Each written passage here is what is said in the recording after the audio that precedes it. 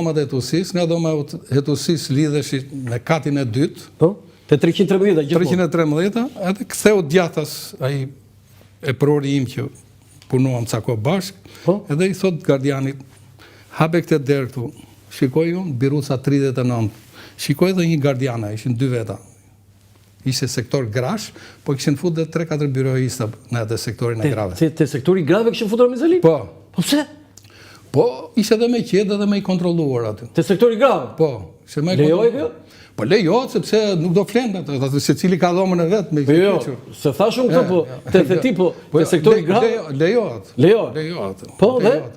Edhe kur hap, shikoj ngrihet Ramizin kam, ishte gusht, data 11. Ti hapi qelin atë të vogël. Jo, hapin derën, edhe u futëm 3-4 veta brenda, unë u futa i fundit, i veshur civil, se sa mora detyrën, sa rrobat do vinin më vonë. U ngrit Ramizin kam, me i kanatiere me vrima dhe me i palë tuta sportin. E pash, do me thonë, unë isha jetë edhe kusur gjatë, mendoja dhe atë... Gjatë ishe Ramizin, po ishe do. Pasaj jo, ishe mosha dhe rrudhe. Ja, të lutem foton e partë, lutem, sepse është fotoja që është në procesin gjyqësor, dhe tash, ja, ky është, këtu është gjyq. Këtu është gjyq. Ja, kjo është pamja. Po dhe? Edhe u prezentuan të gjithë me radhë, i tha, kuj ka ardhë të filloj punë. Ta po kuj gushesh, i tha, ka ardhë të filloj punë. Edhe në aty mora e kurajo, pasaj e pyta, në i kënd kishte disa libra në gjyrë beshë. Qa librash? Bibla, në disa loj. Kishte Biblën, në? Biblën. Ramiz Alia lexon dhe Biblën? Në qeli? Po. Qa thua? Edhe i themon, më fali, ç'ne Bibla, ju jeni muslimanës, do të kishit Kuranin. Tha, këtë drejta, ato misionarët që masollën holandeze, i thash që për para se të më bëni të krishterët, më bëni musliman. Po ishe ateist?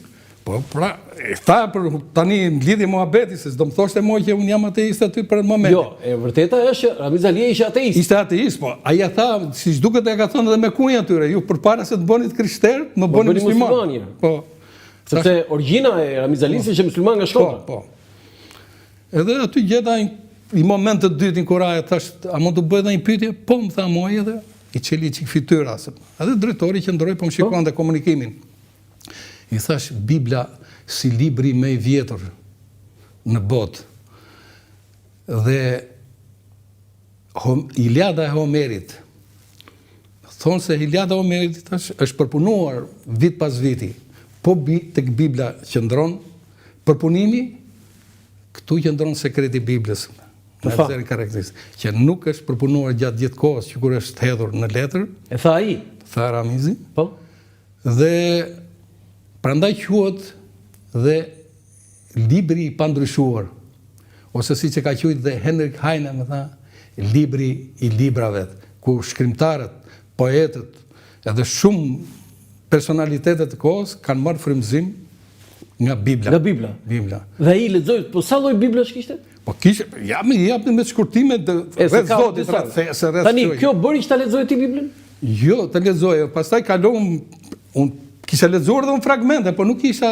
Ata dha Ramiz Alia Biblën? Jo. Ti e kërkove? Jo, nuk e kërkova Biblën. Po, ishin momentet e para.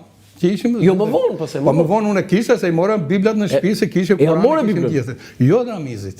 Po e lexove Biblën? Biblën e lexova. Vetëm prej asaj, prej Ramizit. Po Ramizit. Prej Ramizit lexove Biblën. Do Ramiz Alia ty të bëri të lexoje Biblën. Po.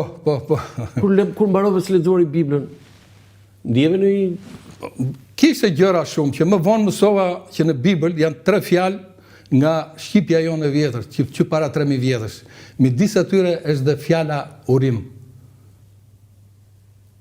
Po atë të Shëmpalit që predikoi krishtërimin në Durrës? Jo, për atë se kam. Okej.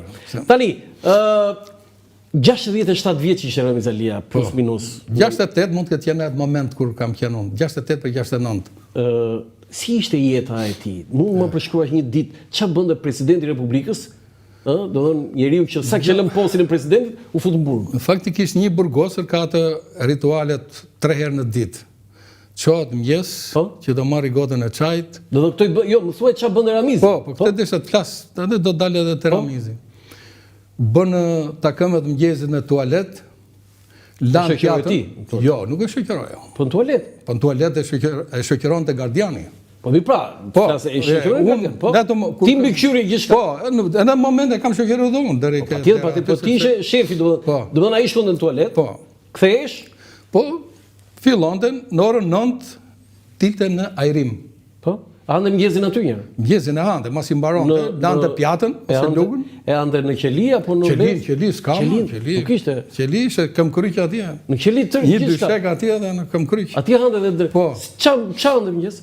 Po mëngjes çaj ishte. Pastaj më fal kishte edhe ushqime të thata që merrte nga shtëpia, bukë të thekur më kujtohet, që binte vajza. Ishte shumë racional në për këtë. Gjellën e kazanit e pëlqente, për shembull vinte drega. Vinte drega, e merrte gjellën e kazanit, nuk ishte qibar, si thot populli, nuk ishte merakli për këto gjërat e kështu. Dhe masdite ishte si masdite. Jo, në 9 dilte në ajrim the. Po 9 deri në 10 ditë në ajrim. Ajrimi ishte përjashtë apo thuajse? Jo, ajrimi ishte brenda, ishte një dhomë pothuajse kaq sa kjo, studio juaj, dhe kishte një dritare pak më të vogël se xham që duket atje. Na tregoj kështu se teleshikuesit nuk e shikojnë atë xhamin e regjisorit. Po. Do të thonë ishte një dritare e madhe po. Dritare e madhe. Dhe sa rrinte? Rrinte një orë gjysmë ose 2 kur ishte. Me kë rrinte aty? Në ajrim? Rrinte vetëm në ajrim. S'pranon. Po të tjerë dhomë rrinte vetëm. Jo. Do të thonë ai dhomë ishte vetëm. Edhe në ajrim dilte vetëm. Po të tjerët nuk ishte në atë kohë? Dgjoj, ajrimet kishin në bazë sektoreve. Po. Edhe kati tret kishte 20 dhoma të vogla të ndarë. Po. Kati parë kishte edhe ai, kurse kati dytë kishte këtë dhomën që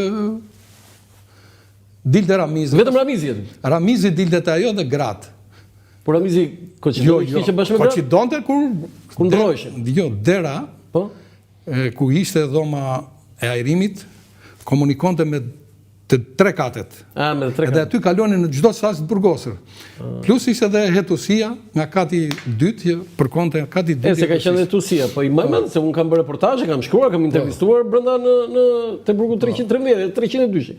Po dhe mbasi mbaronte ajrimi një orë, futesh përsëri në qeli. Po, futesh aty ose mund të futesh më përpara ose mund ta linin edhe pak, varet se si. Tani këtu do të thonë, e toleroj e lihem shumë. Kur isha unë e linja edhe 2 orë. I thoja kur të mërzitesh më thuj. Ai e dinte që për mos ikë unë hapte një bisedë, një temë për një artist, për një aktor, për një filozof, për një politikan, për një gjë. Po e lije 2 orë, ëh? E lije 2 orë, pastaj harroshim ne. Ke shkelu ligjin? Po ligjin për këtë tillë burr, edhe për president kushdo të ishte do ta shkelja, se fundit ka përfaqësuar një popull 5 vjet ose kushdo president që të ishte. Po nuk të edhe nuk meritonte. Pasi nuk e meriton çdo